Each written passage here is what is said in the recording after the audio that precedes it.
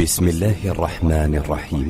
قال تعالى: ومن أحسن قولا ممن دعا إلى الله وعمل صالحا وقال إنني من المسلمين. اثبات صفت التعجب للہ سبحانہ وتعالی. اللہ تبارک و تعالیٰ اپنے بندوں کے اوپر، بندوں کے اعمال کے اوپر تعجب بھی کرتا ہے، اور حدیث کے اندر یہ صفت اللہ تبارک و تعالیٰ کے لیے ثابت ہے.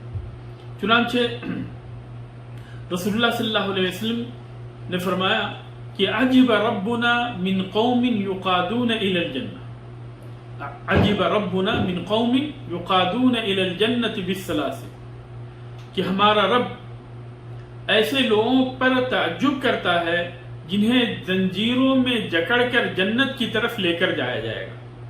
ہمارا رب جو ہے عجب ربنا من قوم یقادون الی الجنۃ بالسلاسل، کہ ہمارے رب نے ایسے لوگوں کے اوپر تعجب کیا جنہیں زنجیروں میں جکڑ کر جنت کی طرف لے جایا جاتا ہے.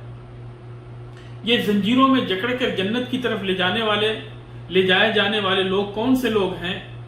یہ وہ لوگ ہیں جو کہ شروع میں اسلام قبول نہیں کرتے، اور اس کی تفسیر یہ بھی بیان کی گئی ہے کہ جن لوگوں کو جو ہے جنگ کے اندر گرفتار کیا گیا اور وہ جو ہے انہوں نے اسلام قبول کرنے سے انکار کیا تھا، تو جنگ کے اندر انہیں گرفتار کیا گیا اور وہ قیدی بنے.